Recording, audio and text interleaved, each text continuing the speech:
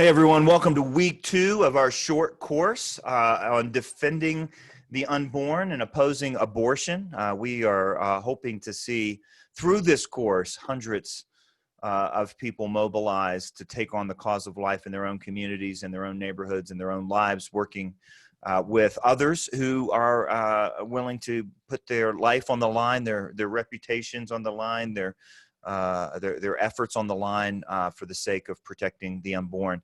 Hopefully last week you received it should have been within about 24 hours. I think I saw it go out pretty quickly of our Tuesday night session with Scott. You should have received an email from us with a number of resources, including a link to where you can watch the video of last week's lecture. Also the video of an abortion, which Scott mentioned in his presentation, and that was also included, as well as some other things. And I know, Scott, last week we had a tremendous time. You fulfilled the promise of, being able to defend your pro-life views in 1 minute or less. And that's what I so appreciate about the work that you do and the work of Life Training Institute. Is that you not only defend life, you teach others to do it, and you empower others to do it in a very clear, articulate, loving, caring, but truthful and courageous way. So we're up for round 2, which is the wrong ways we talk about abortion. Let me just do a couple housekeeping items here as we go along. I'm going to turn it over here to Scott in just a bit, and then I will disappear for the next 45 or 50 minutes while he presents, and then we'll come back and take your questions. Please type your questions for Scott in the Q&A panel. If you have technical issues or things you want to ask Heidi, who is behind the scenes making all things run smoothly, then make sure you post that question. It looks like Karen already did there, Heidi, in the chat. So if you want to communicate any logistical details or ask any of those specific questions, please go ahead and put that into the chat. Questions that Scott is going to take there in the Q&A, put those in the Q&A. And by the way, I know we ended last week with plenty of unanswered questions. I know some of them were more geared to the topics of tonight and next week.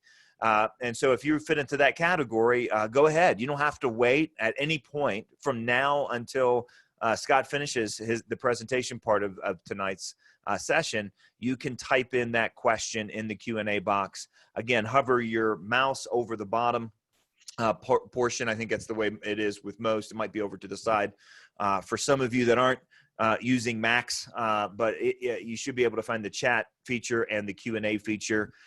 Questions for Scott, content questions go in the Q&A. Questions for Heidi in terms of logistical details, they go into the chat feature. So there we go. Scott, it's great to see you again, my friend, from Atlanta, Georgia, just south of Atlanta. And great to have you back again with us. We're grateful for you. I'd like to, if I could, just start by praying for you and for everybody else, and then I'll turn it over.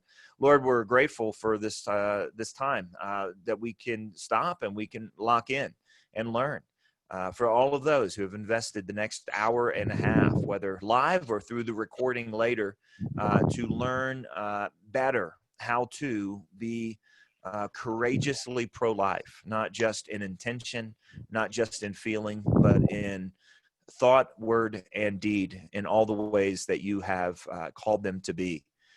For Scott and his work and the ministry of Life Training Institute, we give you thanks for the amazing ways that you have used them for so many years. We give you thanks. And so we commit this time to you and ask that you would empower us and strengthen us, keep us alert and locked in. And we know that even as you've arranged for all of us to be here virtually together, you've put us all together in different contexts, in different neighborhoods, in different families, in different communities and churches. And you want to use this information, this training, for your glory. So we commit that to you and are grateful in Christ's name. Amen. Scott, all yours, my friend. Thank you, John. Thank you, Heidi. Well, last week we gave you a takeaway promise that you were going to leave this session knowing how to defend your pro-life views in a minute or less. I'm going to give you another takeaway for this session. Here's what you'll walk away with. you will be able to make sense of objections. Here's what tends to happen with pro-life apologists. They wrongly assume that the only way they can be effective is to memorize every possible answer to a question a critic might put out there. And that's simply not true. There's actually an easier way to do it. And here's what it involves.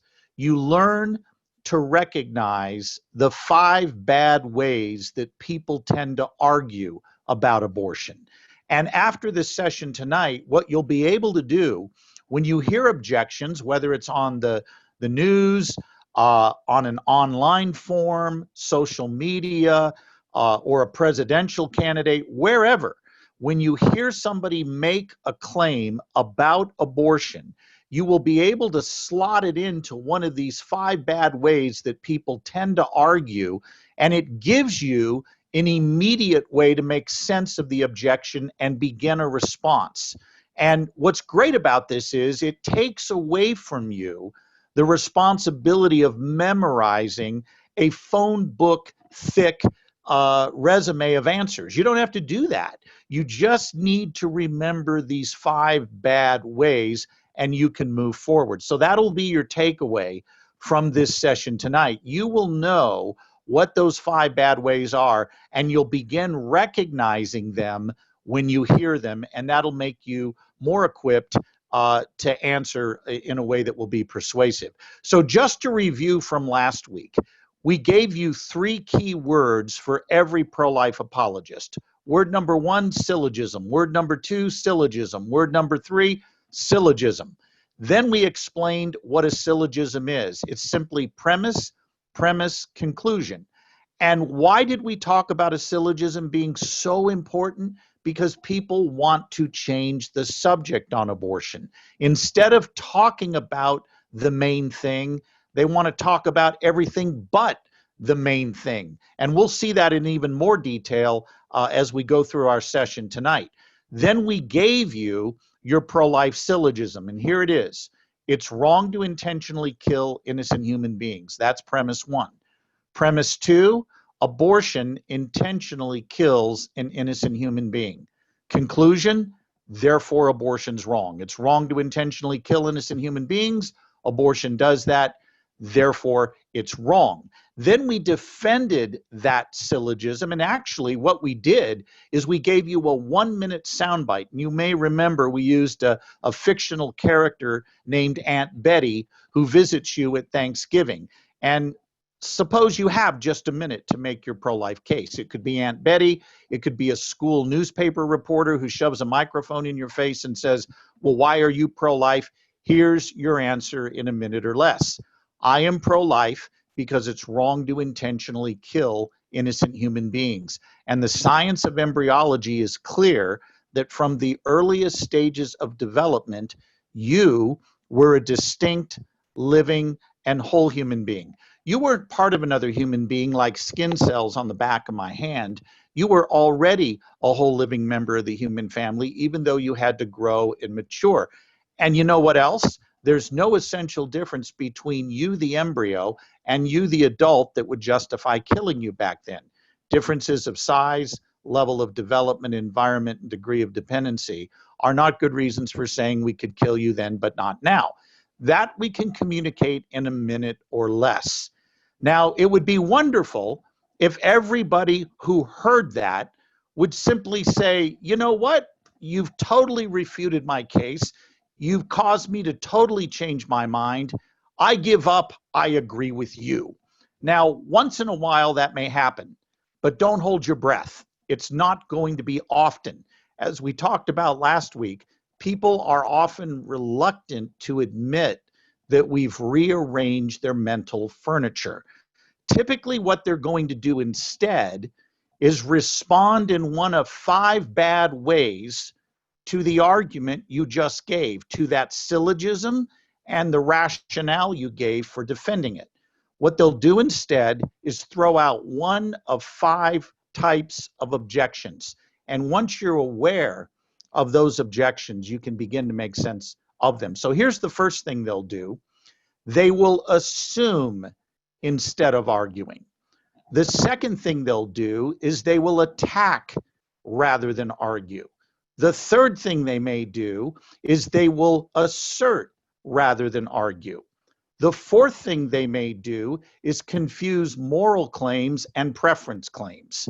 And finally, they'll hide behind the hard cases. Those are the 5 bad ways people tend to argue in response to the case that you've laid out. So let's begin by looking at that first problem. They assume rather than argue. Now, we talked a little bit about this last week, and I introduced a tactic for you called trot out the toddler.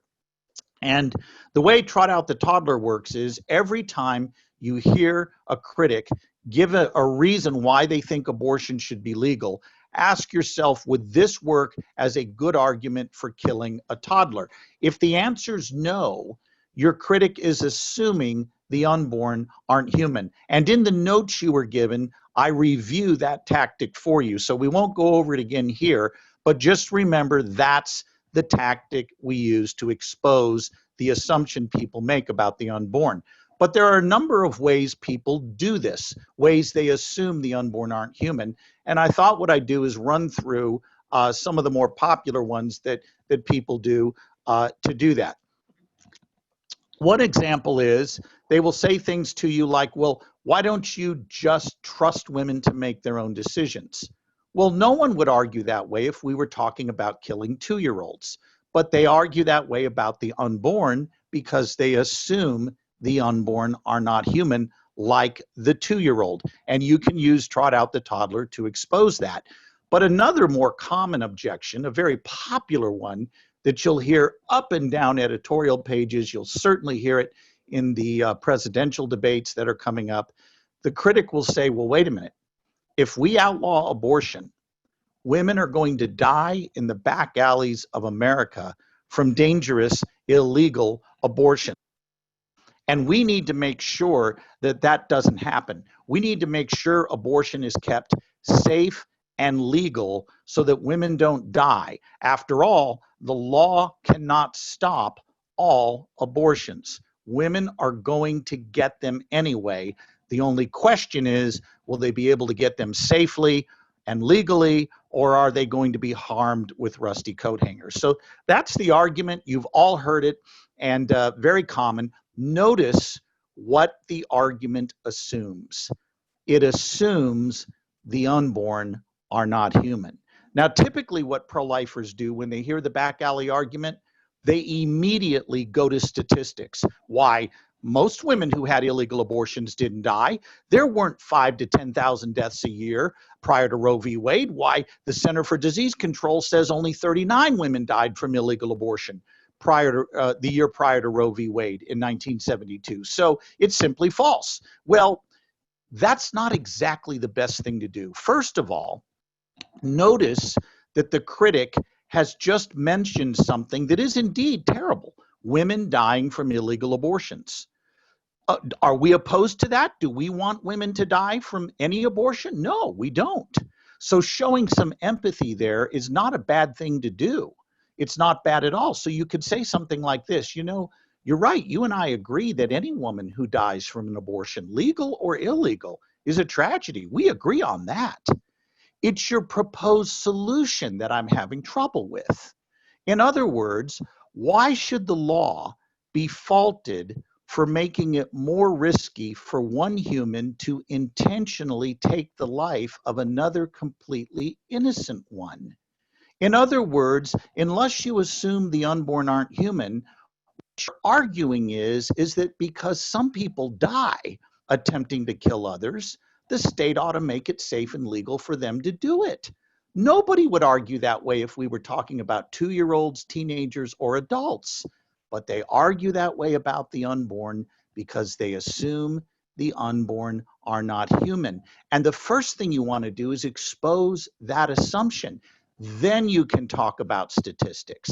Oh, by the way, it's not true that thousands of women died every year from illegal abortion. And don't take my word for it. Let's cite pro-abortion sources for that truth. Source number one, Dr. Mary Calderon, Planned Parenthood's Planned Parenthood's own medical director during the 1960s. She said in an American Journal of Public Health article in 1960 that the death rate from illegal abortion was so low, it wasn't even worth commenting about in the medical literature. Why was the death rate low? Because she said with the introduction of penicillin, all surgical procedures became safer. You simply did not have the post-op infection rate you did prior to the introduction of penicillin in the late 1940s. Second pro-abortion source, Dr. Daniel Callahan, author of the book Abortion, Choice, Morality, and Law. He says that the claim of 5,000 to 10,000 deaths a year is crazy, cannot be sustained, because there's only 45,000 women a year of childbearing age who die from all causes annually. And to claim that so high a number as 5,000 to 10,000 a year come from one source, illegal abortion, is simply nonsense. Third pro-abortion source, Dr. Christopher Tietz, statistician for Planned Parenthood in the 60s and early 70s, called the claim of 5,000 to 10,000 deaths a year from illegal abortion unmitigated nonsense. So there you have it. There's three sources, they're not pro-life sources, that refute the statistical claim. But remember this, the biggest problem is the assumption the argument makes. It assumes the unborn are not human, and you have to expose that. You can't just let that go. You don't want to just waltz over that. You want to actually deal with it. Claims about overpopulation do the same thing. People say, well, we've got to have abortion to limit overpopulation. We'll have too many people. We won't have enough food to go around. Resources are scarce. Paul Ehrlich and others have made this claim. But notice again, this assumes the unborn are not human. If you really want to save scarce resources, you should kill adult males under the age of 30 because they eat more than anybody else. But nobody suggests doing that. They only suggest killing fetuses. Why? Because they assume they're not human. And we've got to expose that assumption. Now, sometimes it's a little more sophisticated than this. The assumption that the unborn are not human is actually couched in maybe theological terms or otherwise sounds very plausible until you look at it. I want to give you an example of that. I'm going to quote an article that is defending embryonic stem cell research. This is where we take human embryos, and as they are just beginning their early stages of development, we tear the embryos apart to extract their stem cells to implant in the bodies of others suffering from disease in hopes of curing the disease. Of course, the problem is you destroy the embryo in the process. I want to read you a quote from a Christian author who is defending embryonic stem cell research. And as I read this quote, I want you to see if in your mind you can catch where he assumes the unborn are not human. Here's what he writes. It is the assumption. I think you'll catch it right away. He says the following. The stem cell debate has been framed by the wrong basic question. Its moral heart is not with abortion, but the potential for healing and good. Stem cell research is morally good because it promises healing. Okay, stop right there for a moment. What's the first question that should come to your mind? Well, it should be healing for whom? Does this research help heal the embryos in question? Does it help their health? Obviously not. It only works if the author assumes the unborn are not human. It's really interesting. This same author goes on a few paragraphs later to say that we actually reflect Jesus in his healing ministry when we do embryonic stem cell research. Wow. You can see how the assumption that the unborn are not human is very prevalent, and never once does this author put forward an argument to show the unborn aren't human. He simply assumes it. Now, one more example, Katha Pollitt, who wrote a book called Pro, Reclaiming Abortion Rights, a very popular pro-abortion book, writes her defense of abortion, and I want to read it to you and see if again you can catch the assumption. Here she says, quote, "We should accept that it's good for everyone if women only have the children they want and can raise well. Society benefits when women can commit to education and work and dreams without having in the back of their mind a concern that maybe it's not a good time for children." All right, again, stop right there. Ms. Pollitt, does quote everyone, unquote, include the unborn? Does society include the unborn? You can't argue that it's good for society to have abortion when the very question of who is part of that society, that is whether or not it includes the unborn, is itself under dispute in the abortion debate. But again, she simply assumes it. And again, you will see this as people talk about abortion. They will simply assume the unborn are not human. The second bad way that people argue is they not only assume rather than argue, they attack rather than argue. Now, think about this for a moment. For at least half of my audience tonight, you know this objection I'm about to throw at you all too well. You're a guy, you laid out a case for the pro-life view. You cited science to establish the humanity of the unborn. You argued philosophically that there was no essential difference between you, the embryo, and you, the adult, that would justify killing you back then. And instead of answering your argument, your critic looked at you and said, well, you're a man. You don't have a uterus. You can't get pregnant. What right do you have to even speak and give your opinion on abortion when you can't get pregnant in the first place? Now, this is again, where going back to our syllogism is absolutely essential to stay on message and keep the main thing the main thing. Here's the key principle to remember. Arguments don't have gender. People do. By the way, do pro-life women use the same arguments as pro-life men?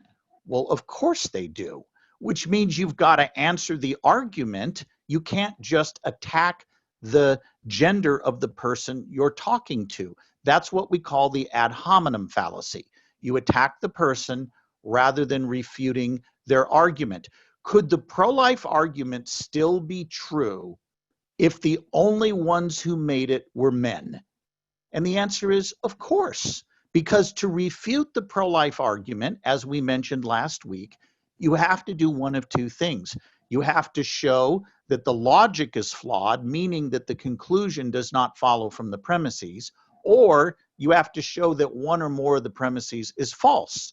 Outside of that, the argument stands. You can't refute it by saying, I don't like the gender of the person who made the argument. The gender is completely irrelevant to the soundness or the validity of the argument. You've got to answer the argument. Oh, by the way, if no man can speak on abortion, we have to do away with Roe v. Wade because it was decided by 9 men. There were no women on the court when that case was decided. We would also have to get rid of all the male lawyers working for Planned Parenthood and the ACLU and the feminist majority and every other group that's out there defending abortion rights. I mean, this is absurd logic. It's sort of like saying the only people who have a right to discuss the morality of war are generals. Well, who in their right mind would argue that? But that's an example of the ad hominem fallacy, attacking rather than arguing. Here's another example. You lay out your pro-life argument.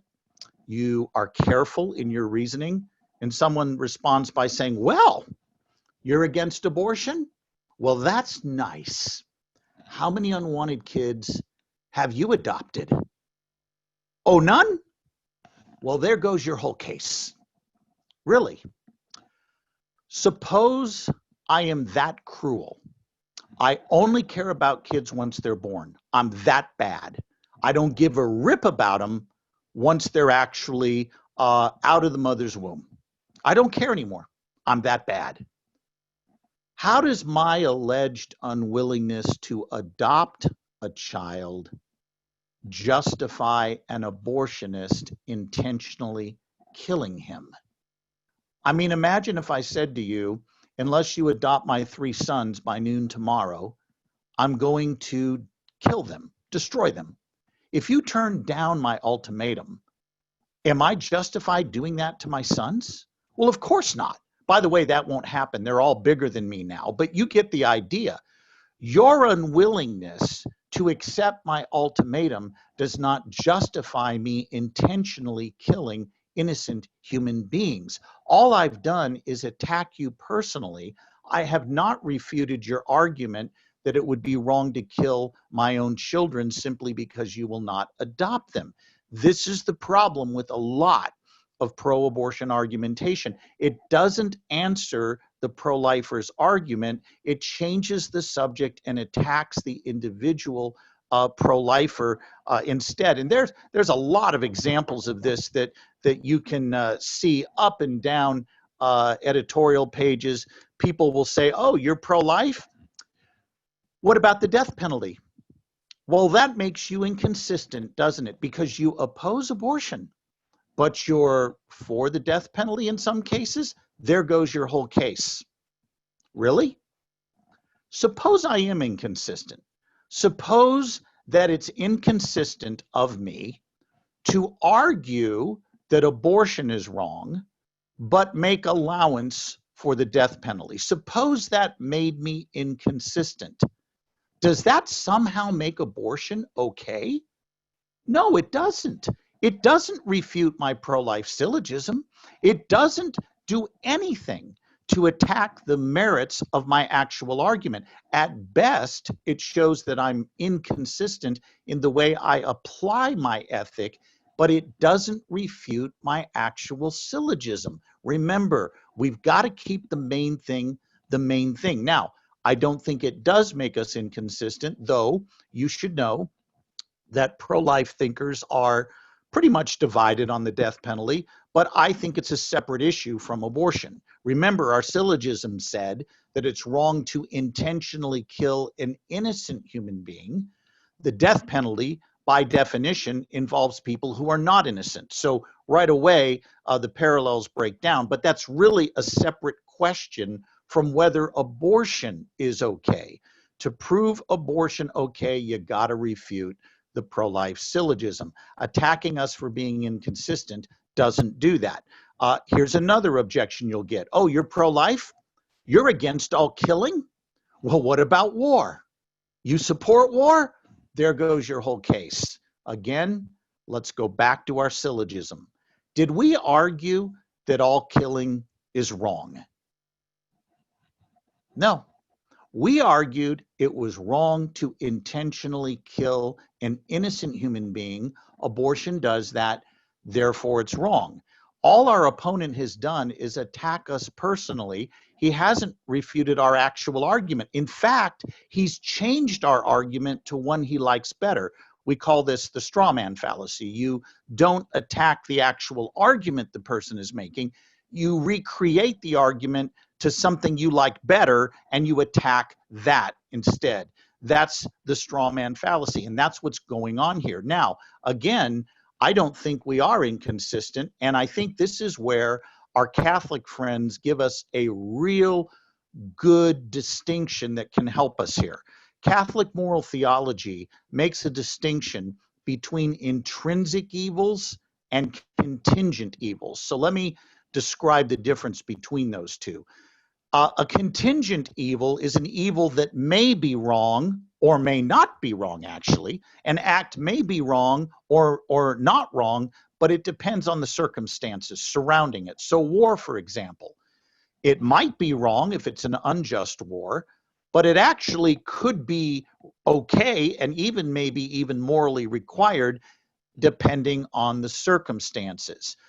An intrinsic evil is something that is wrong on the face of it, and it must always be opposed. For example, rape would be an intrinsic evil.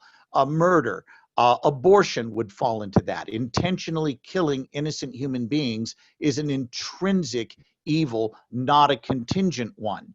What our critic is doing here is muddying the waters and trying to make it look like there's no difference between contingent evils like war and intrinsic ones like abortion. But that's simply not true. Not all acts are the same in terms of a moral hierarchy or even a moral category in this case.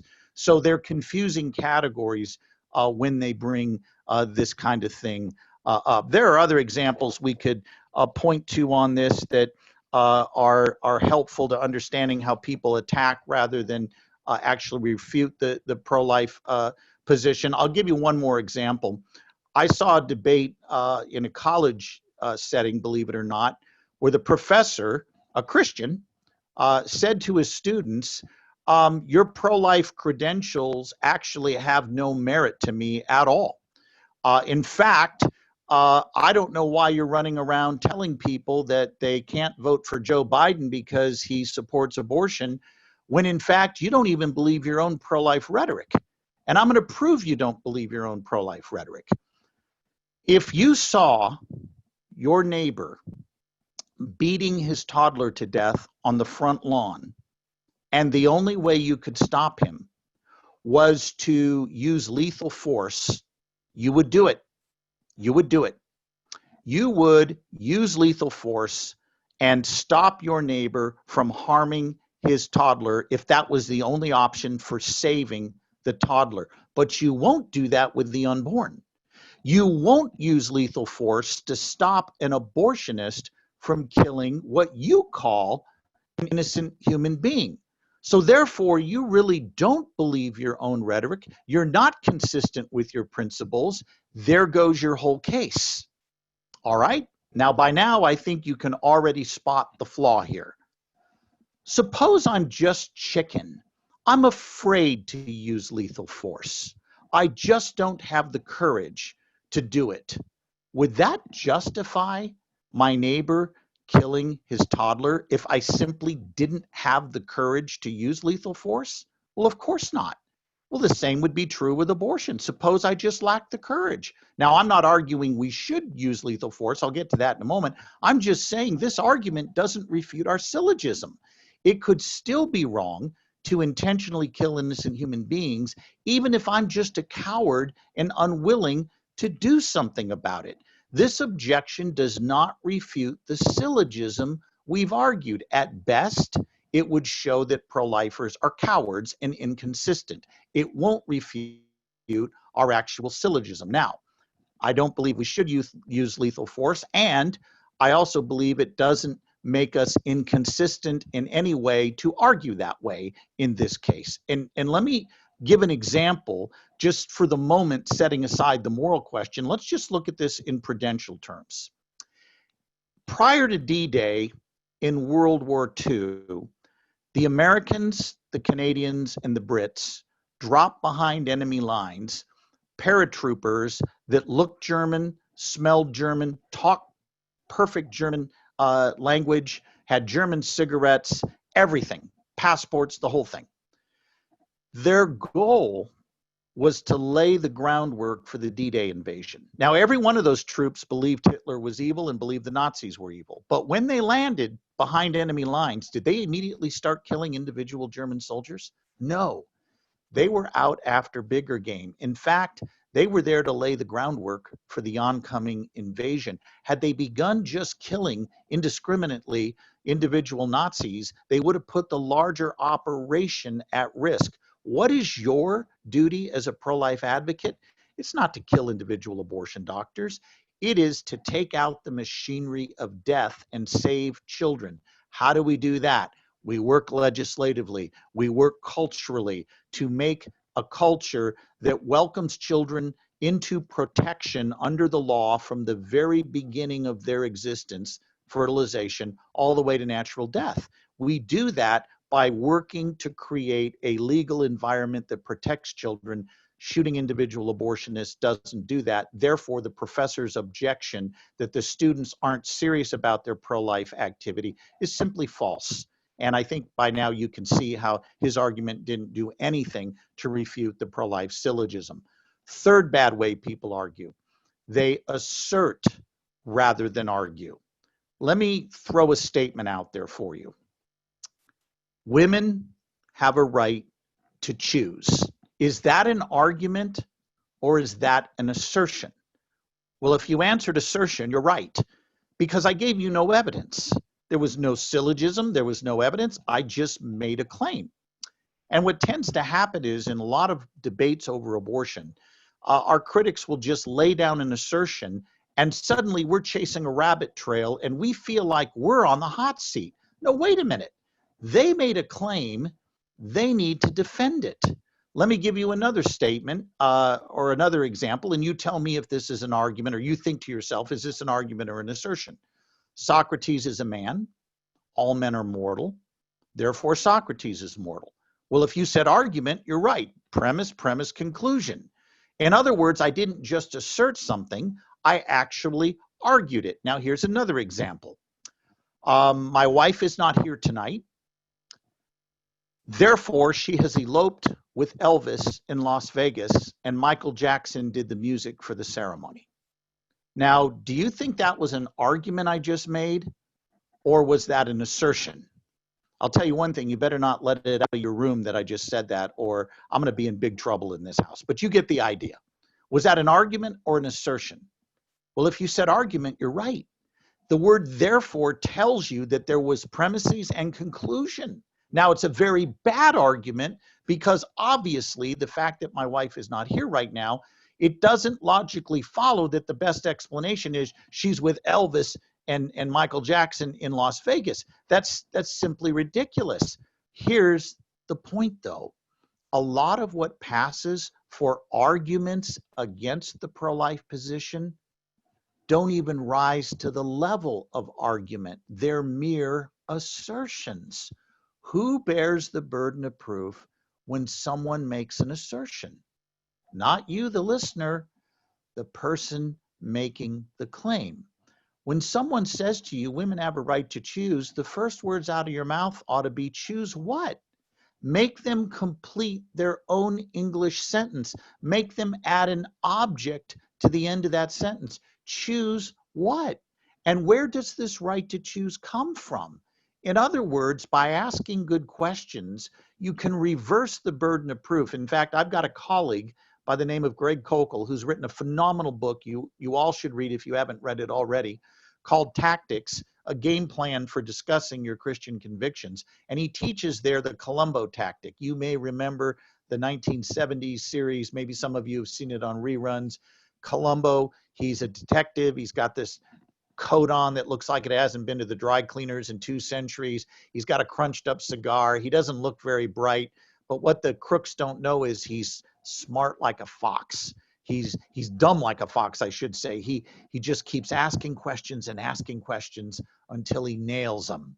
And he'll say things to the critic or the crooks like, now where were you, Dr. Smith, on the night of the 14th? And all right. But there's just one more thing bothering me about this. And he'll one more thing them to death with questions until he blows the whole case open.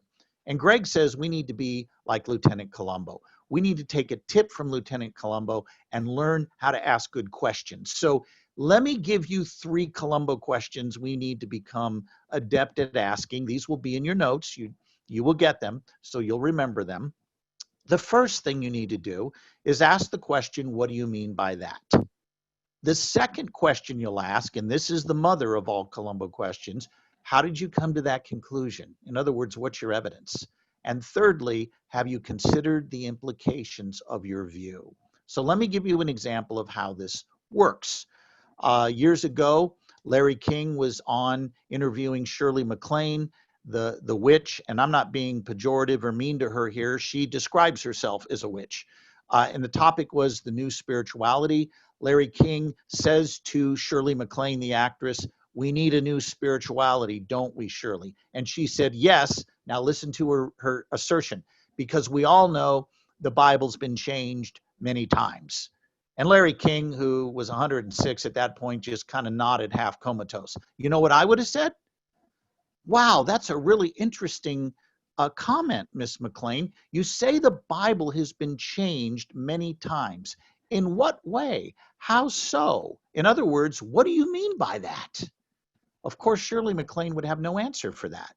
But Larry King just let it slide. We can't let that slide.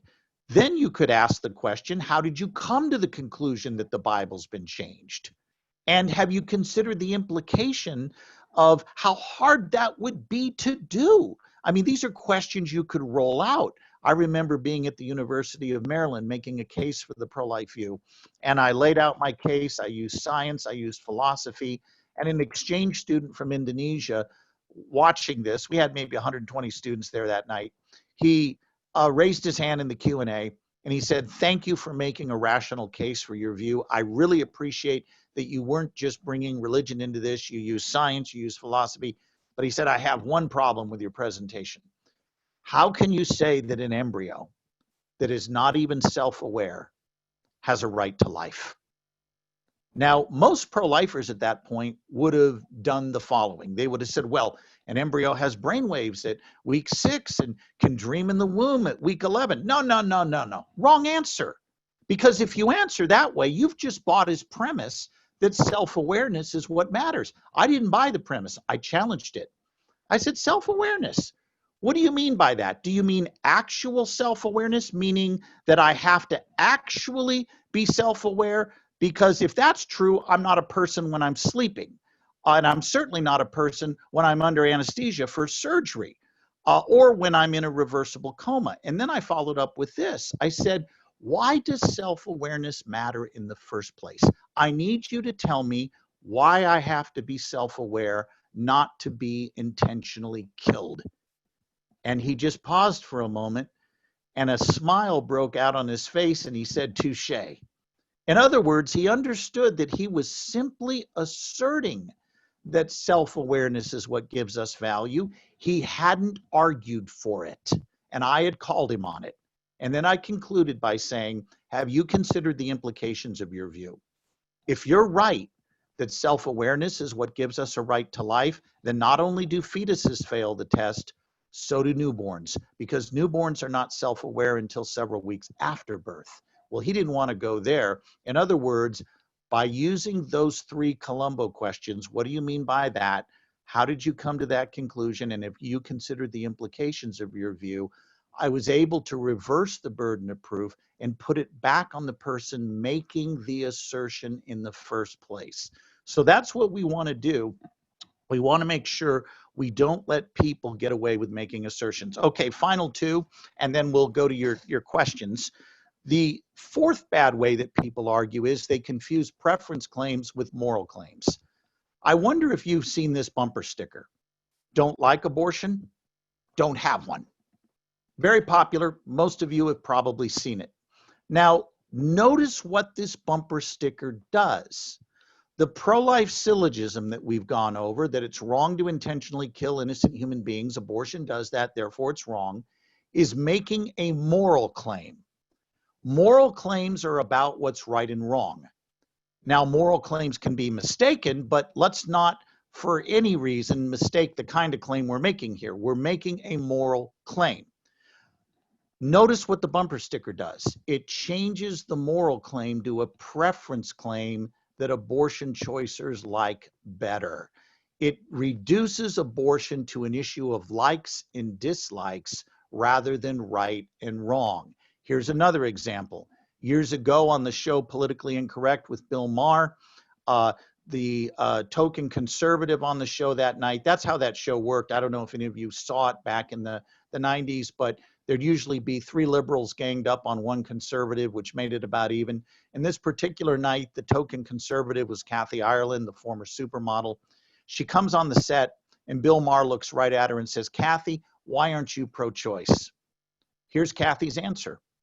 "Bill, I used to be pro-choice, but then my husband went to medical school. And when he was in medical school, I began to read the same books he was reading to make sure I understood what he was arguing and what he was learning. I didn't want to get caught without a way to understand him, without a way to stay on track with him. So I read his books, and I learned through those books that the policy or the principle of biogenesis says that all living things reproduce after their own kind. That means dogs produce dogs, cats produce cats, and humans produce humans.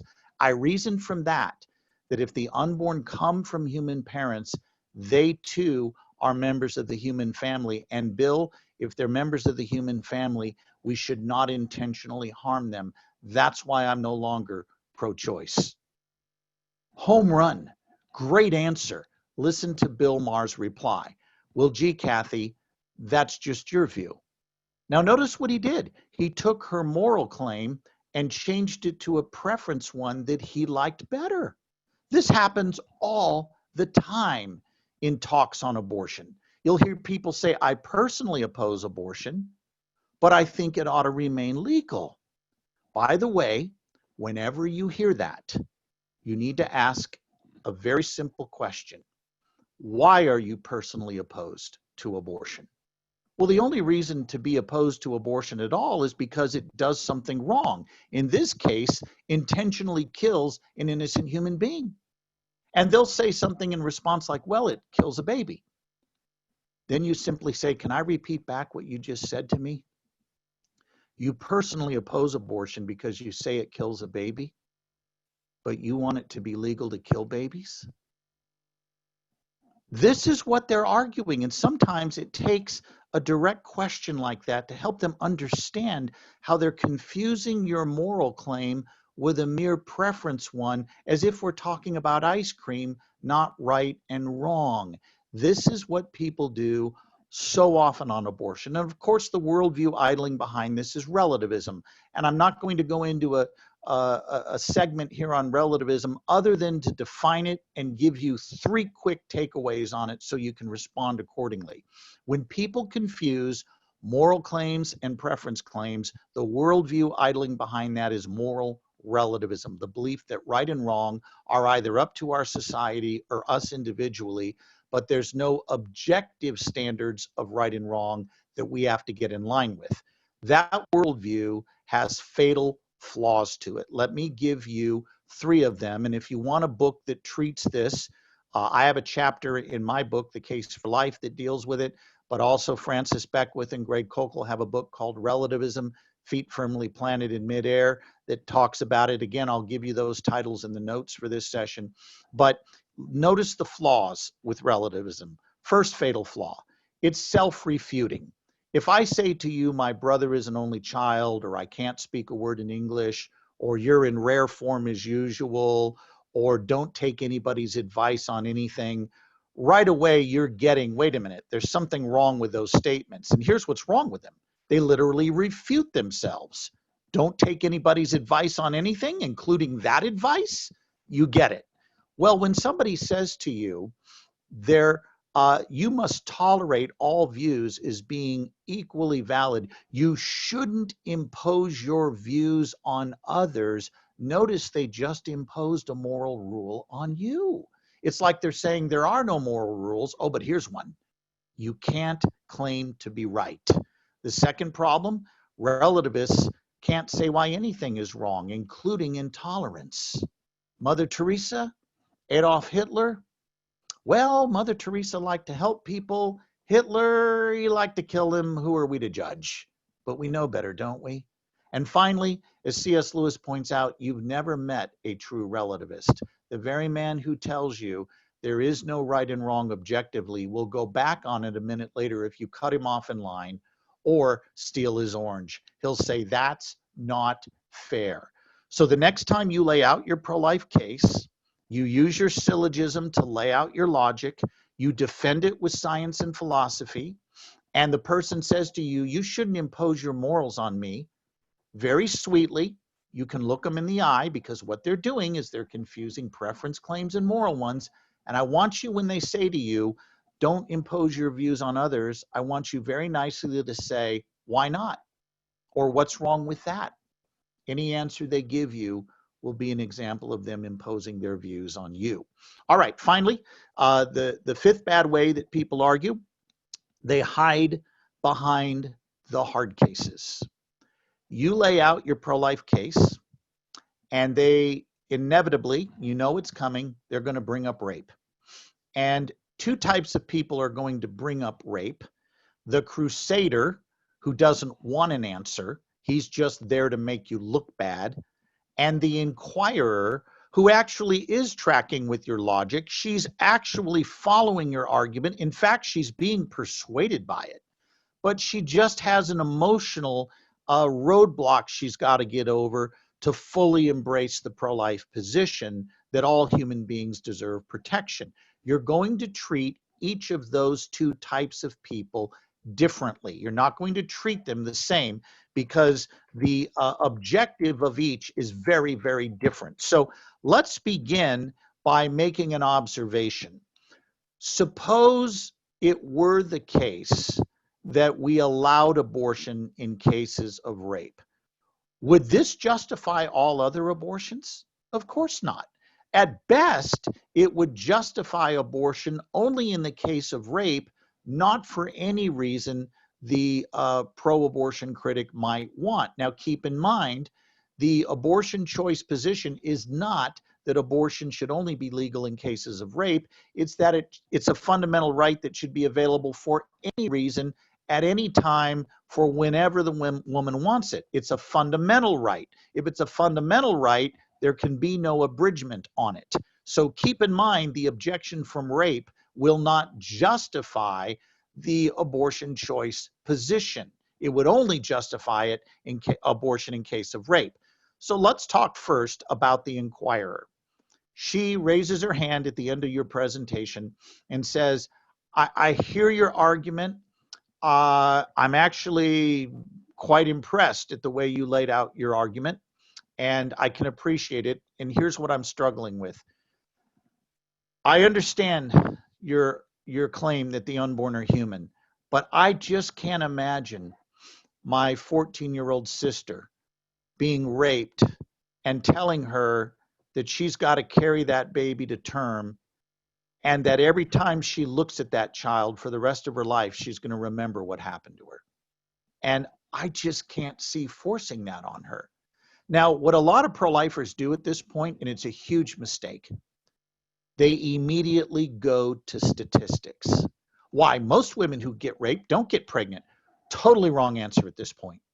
You were just told about a woman who was sexually assaulted. Your first response should be empathy.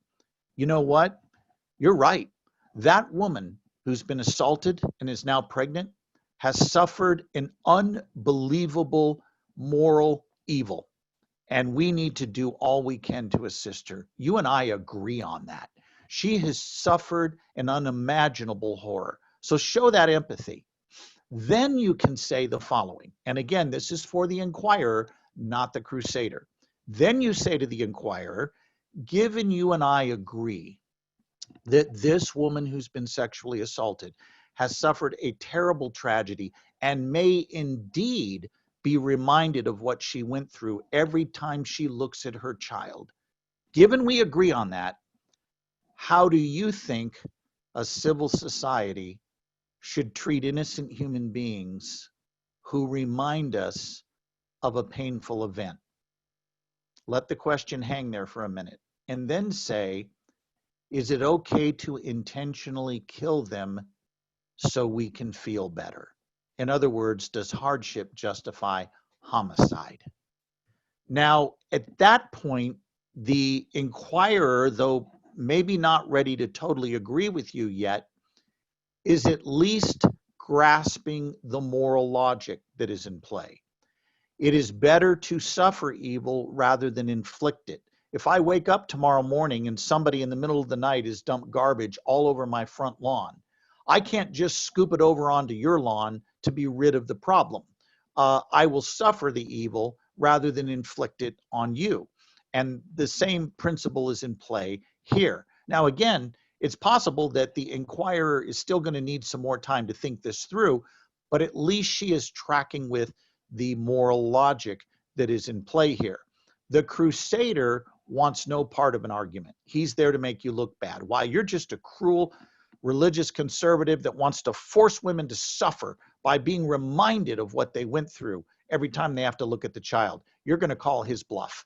You're going to look right at them and say, okay, for the sake of argument, I'm going to grant that we allow abortion in cases of rape. Not my position, but let's grant it for the sake of discussion. Will you now join me in opposing all other abortions that have nothing to do with rape? Why, no, women have a fundamental right to an abortion. Okay, if that's your position, remember what you're arguing. If it's a fundamental right, there can be no restrictions on it. It must be available unabridged. Why don't you argue that position rather than hiding behind rape victims? Now, by calling his bluff, you'll diffuse the attack on you. Another tactic you can take at this point, if you're dealing with an inquirer, is to ask how many humans are involved. I've had this happen many times where I will talk to a person who is adamant that they will never change their mind about rape being allowed in case of abortion. They'll even tell me they're pro-life, but not when it comes to rape. And I will simply say, tell me, how many people are involved in a pregnancy that results from rape? 2 or 3? And they'll usually think for a minute and say 2, 3, 2, 3, 3. I say, you're right. You have the rapist, you have the mother, and you have the child. And then I'll say, how do you think we ought to treat each of them? How about the rapist? Should we kill him for what he did? Should he be executed for his crime?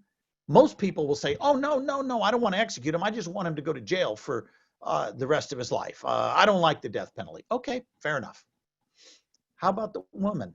Should we execute her for the rape? Are you kidding? That's what those Islamic countries do. They call it honor killing. No, that's barbaric. I agree. How about the child? Should we execute him for the sin of his father? And usually the person will say something like, well, I feel like you're cornering me. Actually, I'm not cornering them. The argument is cornering them. Now, little tip here. If you're ever talking with someone and they say, I don't know, I need some time to think about it, don't be a jerk and push the envelope. Back off, let them think about it. And let the question do the hard work for you. You don't need to push it over the edge at that point. So those are the 5 bad ways people tend to argue. And again, you're going to get complete notes. Actually, you already have the complete notes on these 5 bad ways. The beauty of this, again, is that you don't have to remember every possible objection. You can usually slot the objection they're going to raise into one of these 5 categories and then begin to deal with it from there. So that's our wrap up for the content for tonight. John's going to come back on and we're going to take your questions. Hey, thanks, Scott. That was really tremendous.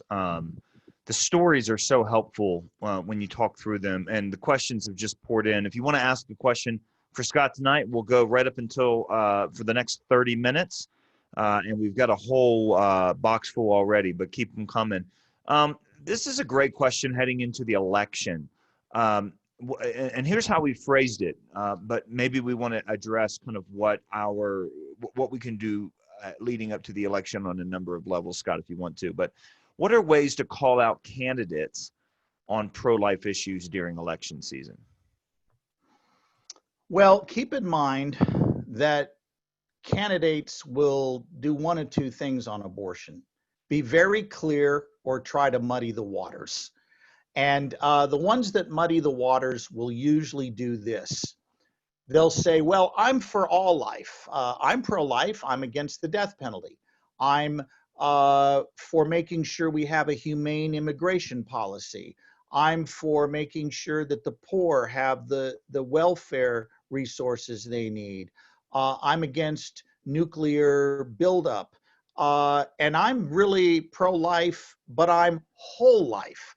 I'm all pro-life. The problem is many people who say they are pro-life, all they are is pro-birth. They're just against abortion. But if you really want to be pro-life, you should vote for a candidate that is pro-life on all issues, not just one.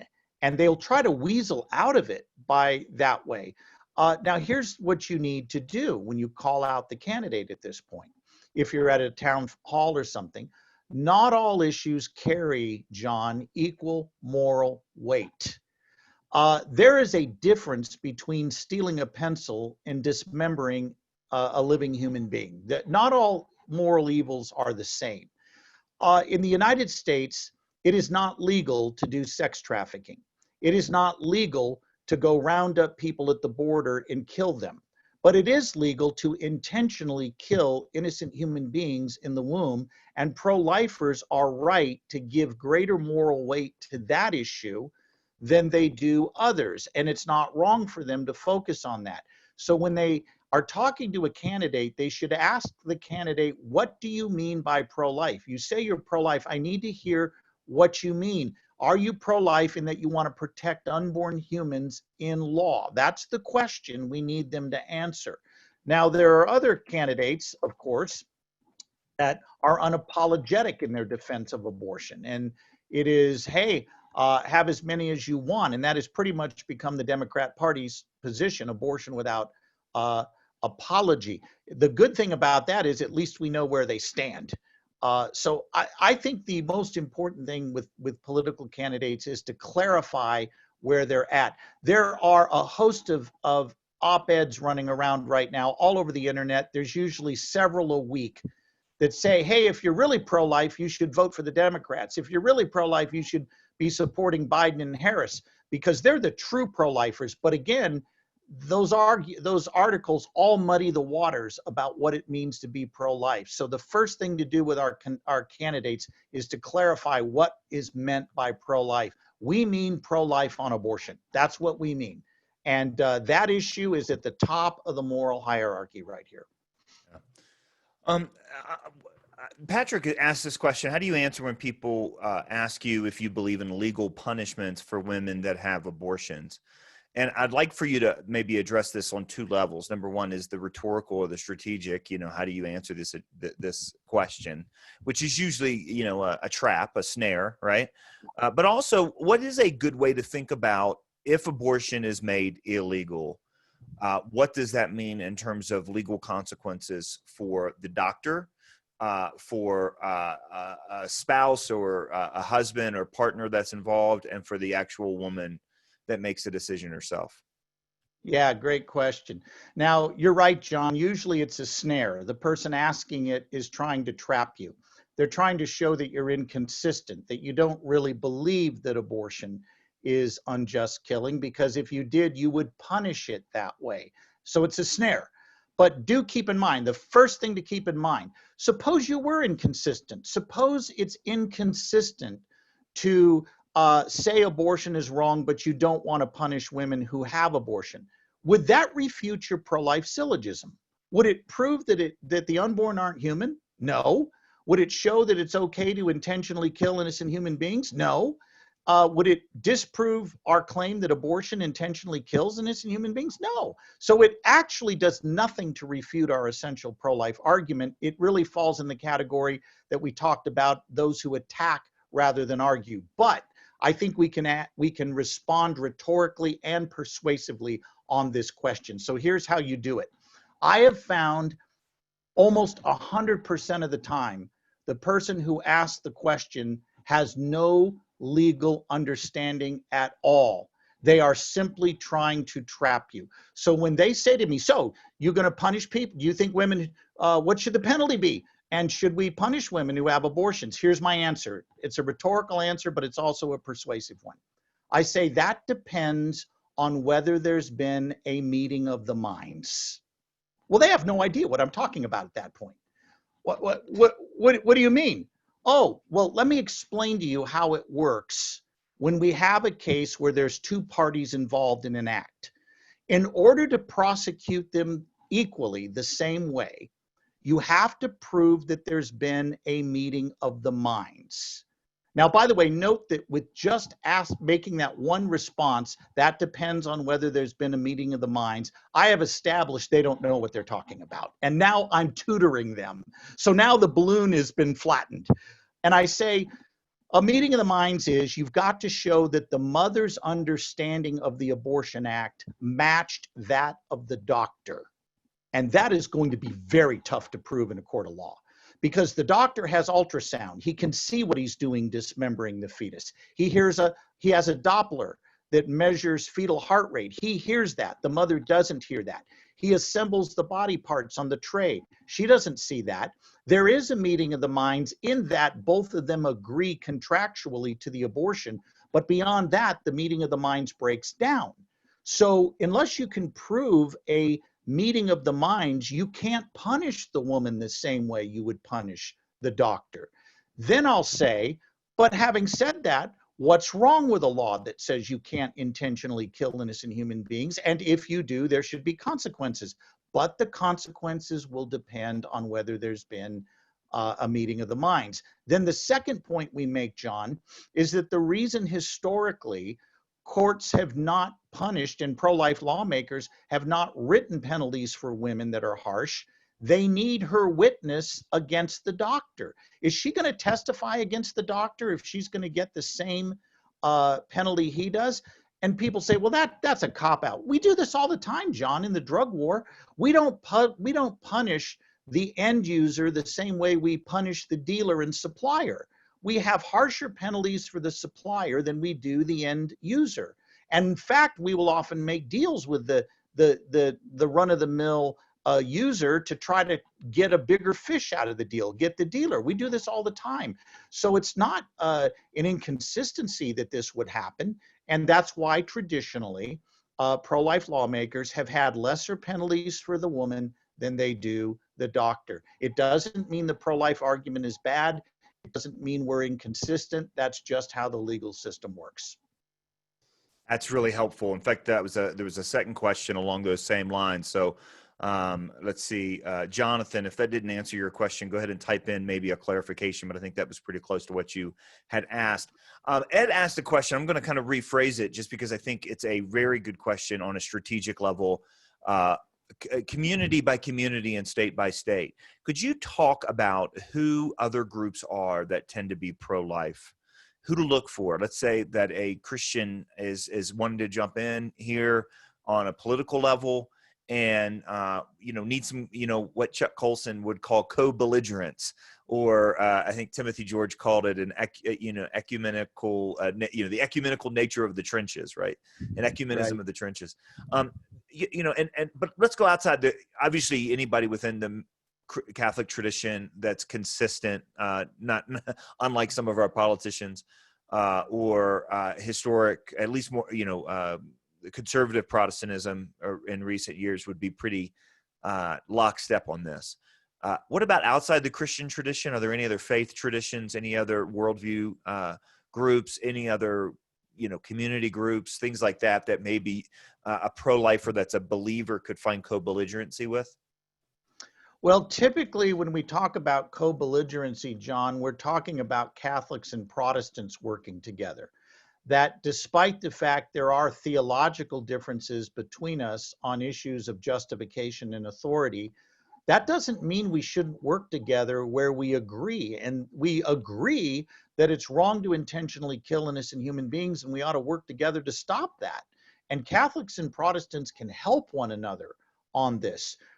As a Protestant, I will tell you, I have gained much from Catholic thinkers like Robert George and Patrick Lee and others, Hadley Arcus, for example, who have personally invested in me, and not only have their books helped me, but they've been available to me when I've had tough questions and needed some help working through a sticky philosophical point. I find that cooperation invaluable, and I don't have to agree on all points theologically to benefit from their thinking.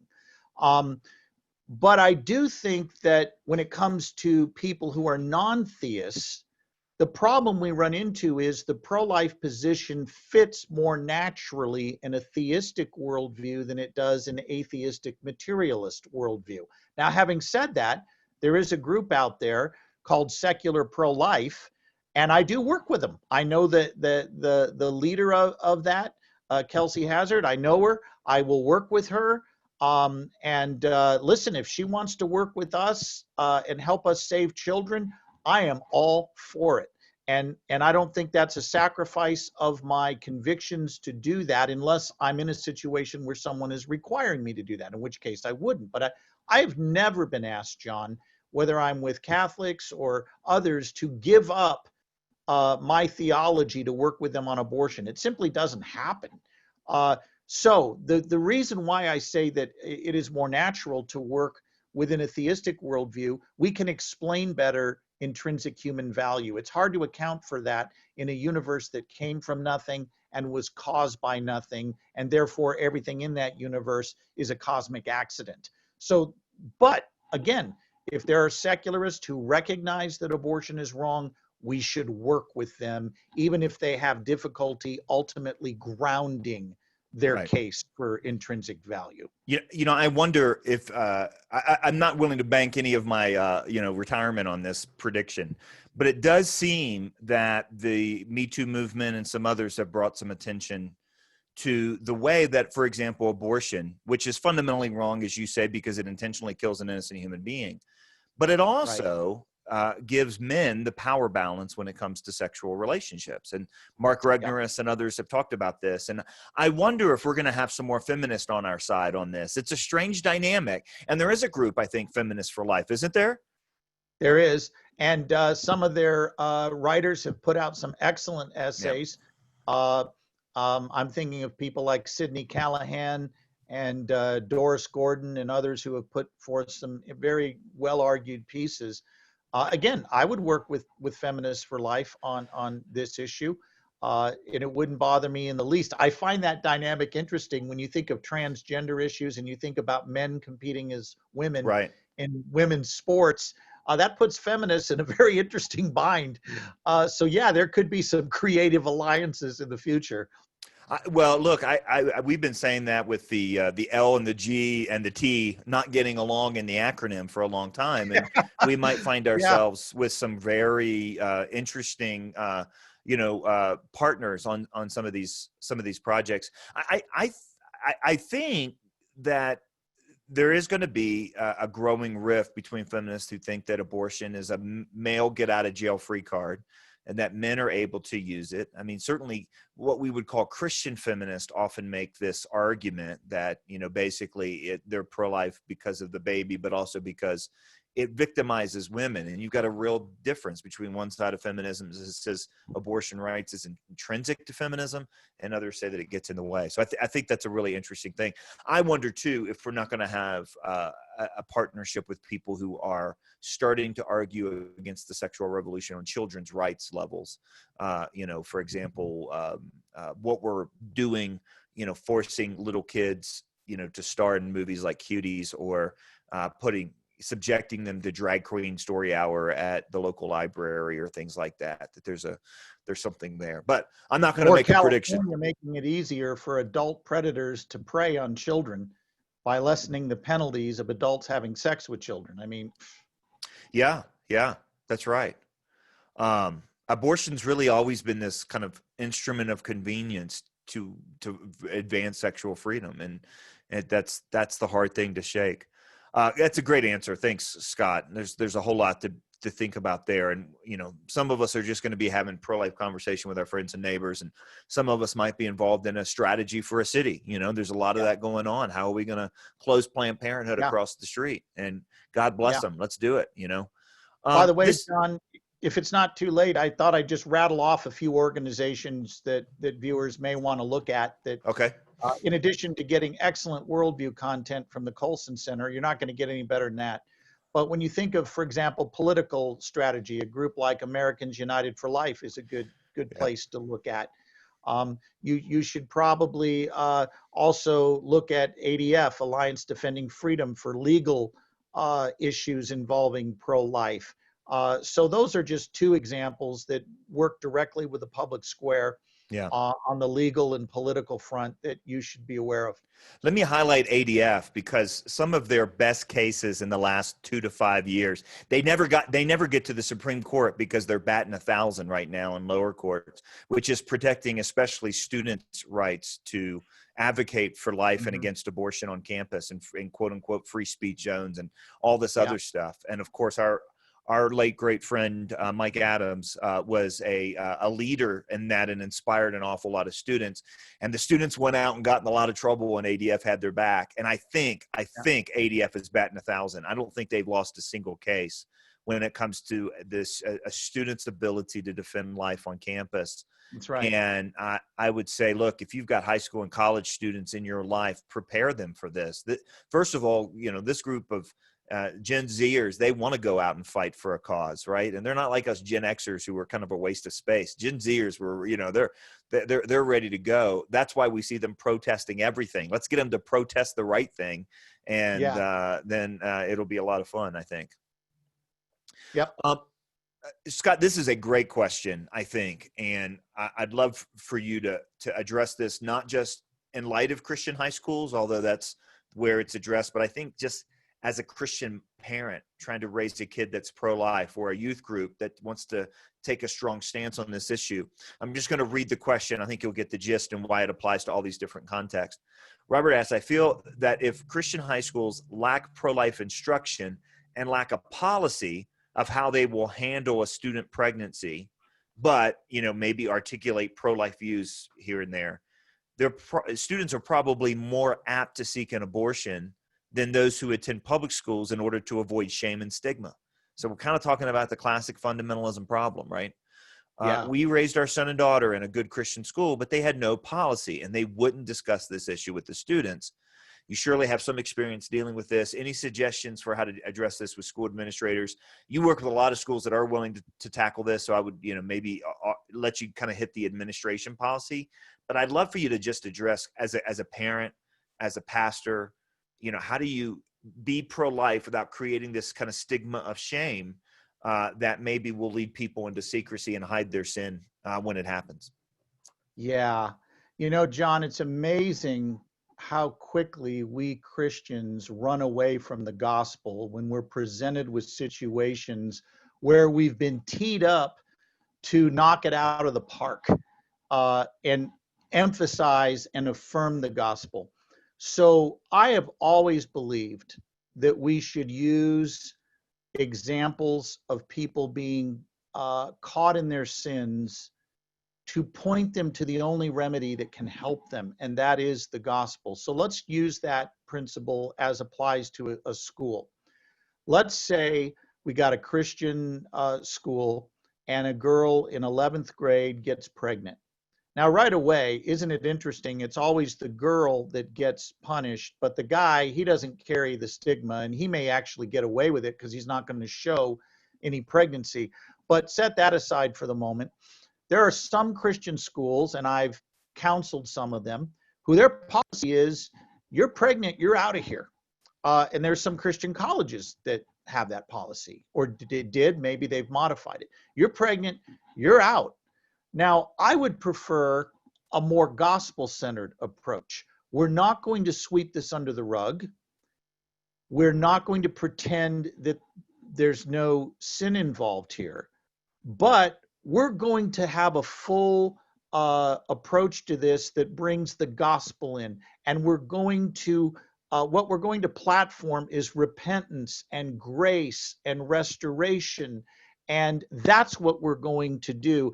And maybe this is because I saw a great example of this when I was in college.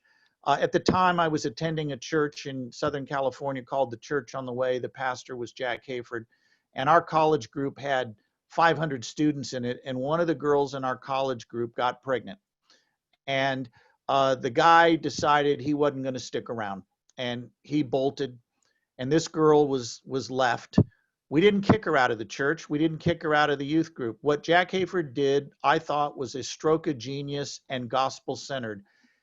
He did a Sunday night service. The girl came up on stage. He talked through that we do not affirm sexual sin, that sex is to be a gift between man and woman.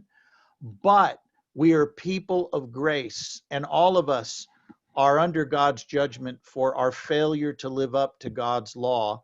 And the way we respond to that is not to sweep sin under the rug, but to publicly acknowledge the breach, but then wrap our arms around people who have sinned and say, we're going to restore you and we're going to help you experience God's grace in this life. Well, the church threw a baby shower for that girl. They supported her financially, and nobody walked away thinking, oh, she got a pass on sin. No, we knew sin was serious. But The solution was there. That girl got the gospel. And she was able later to marry, and God did restoration in her work. But we miss out on that when we just kick kids out. So I would love to see these Christian schools use opportunities like this to highlight the gospel rather than just say our policy is kick somebody out. Those are wise words. I call those kind of grace moments, and I can point to at least two from my science teacher in particular, one from me and one from a girl who got pregnant when I was in the 8th grade at my Christian school. And the reaction that he had versus everyone else. And it made a difference for the girl. But I tell you what, for a hard-hearted, knucklehead, stupid, teenage, Christian school hypocrite like me, it made an enormous influence in me. I've never forgotten. I could still picture it in my head right now, and, I'm telling you, Scott, I was 8th grade, I think, or 9th grade. I mean, she was young. Yeah. And the way he responded, and I asked her later, what did he say? Because he kind of took her off to the side when she told him that she was pregnant, and how he treated her and the things that she said. I'll keep it to myself, but it was beautiful, and it was a grace moment that was seized, and it made a difference for all of us that watched it. We knew it was just remarkable. It's the power of the gospel there. Absolutely. And that was what was great about what Jack Hayford did. Yeah. Sin was not swept under the rug. Right. Yeah. It was clear. It was clear. But we pointed that girl to Jesus, and she found healing and restoration. And all of us got a lesson in what that looked like. Yeah. Another question. I think this is the Feet Firmly Planted in Midair, but the book that speaks about relativism, is that still, Scott, the book that's the book you mentioned earlier, right? Greg Kokel and Frank Beckwith's books. And it's in their notes. I believe I list that book in their notes, but it's, Relativism, Feet Firmly Planted in Midair by Beckwith and Kokel. Yeah, which goes down as as a candidate for one of the best titles. That's a great title. I think title.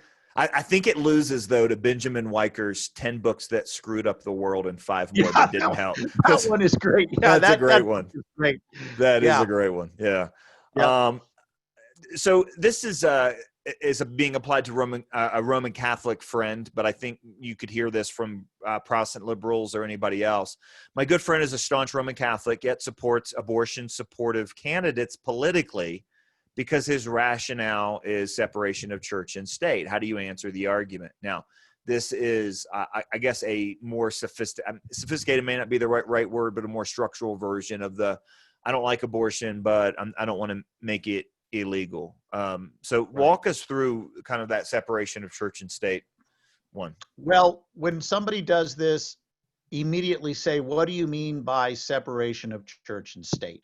Do you mean separation in a strict sense that believers do not get to bring their values to the public square and argue for them like everybody else does?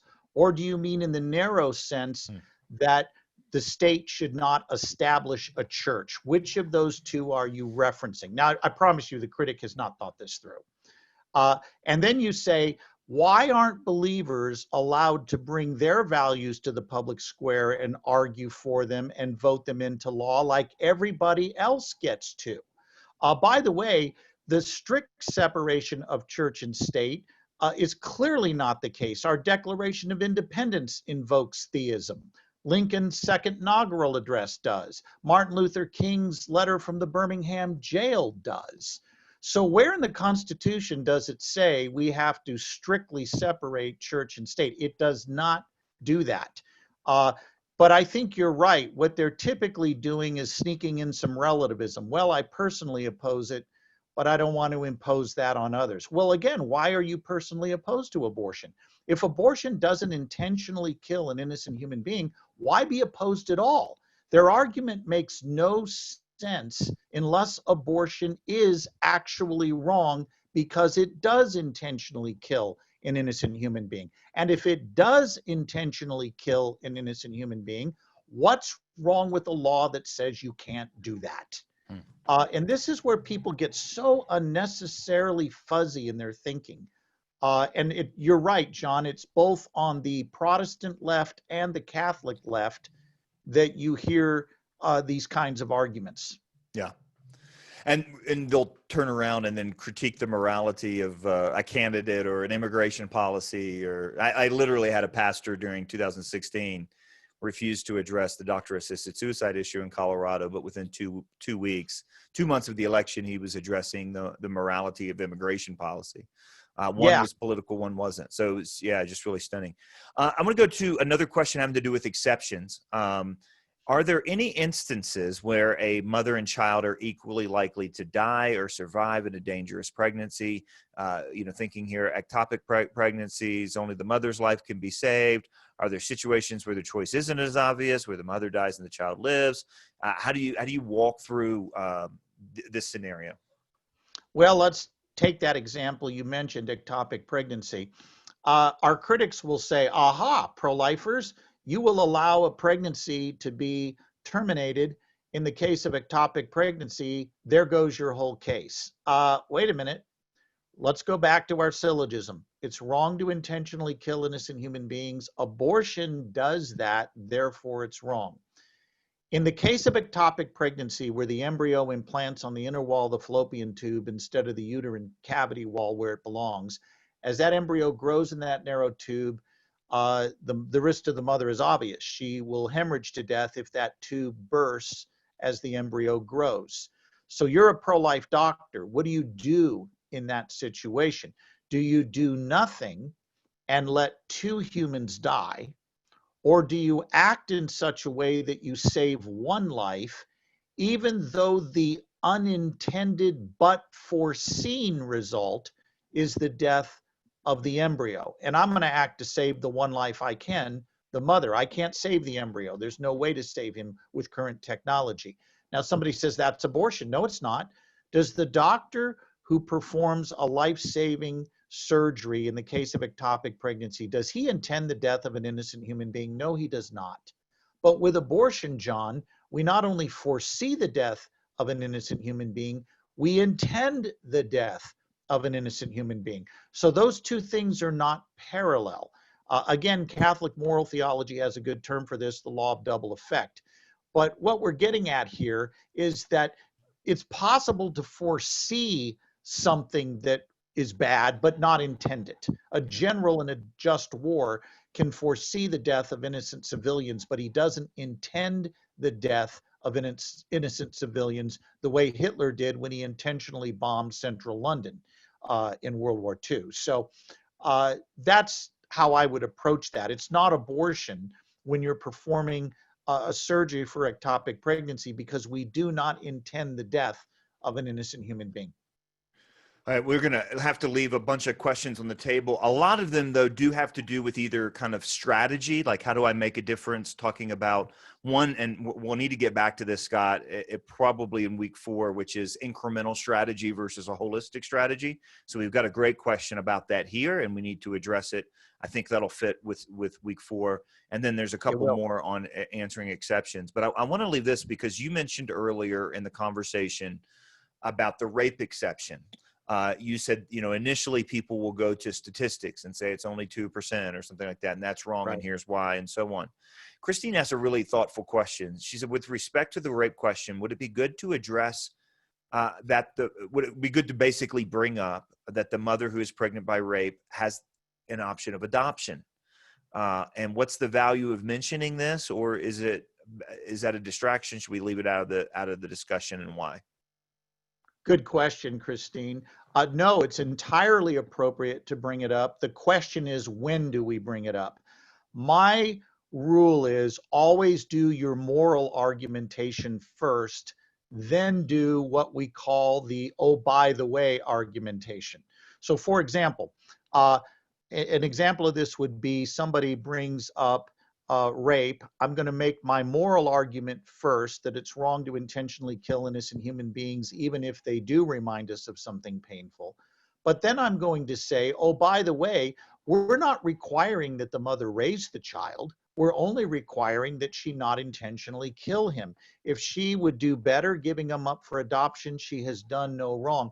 But I don't start there because I need to first address at the worldview level, the moral logic level. The same thing when people say, well, abortion hurts women. You know, people have post-abortion syndrome. It's fine to talk about that, but that's never your first line of argument. You first establish that abortion is wrong because it intentionally kills an innocent human being. Then you can say, oh, and by the way, a lot of women have negative reactions to it, and their stories should be heard too. But we don't lead with those stories because abortion isn't wrong because it adversely affects women. It's wrong because it intentionally kills an innocent human being. But there's nothing wrong with talking about the consequences of that. But I'm going to do it as the second layer of argumentation, not the first. That's great. Well, that takes us right to 7:30. There were some questions about the email. If you did not receive the email last week, please email us. If you go to the chat button, the chat there, Heidi has put her email in. That's the best way to get it. Check your spam folder. Check, your junk folder and all the other ways that, Apple and Microsoft help us manage our lives. It should be, it very likely is there. But in the chat and I think especially in the chat, you can also find a link to where you can get an online version of the week 1 follow-up email, which has all the resources, including a link to the recording and the resources and notes, lecture notes that Scott has mentioned here more than a couple times. Scott, next week, we're going to hit the common objections, and somebody asked a question about the violinist. And is that one of the objections that you're going to address next week?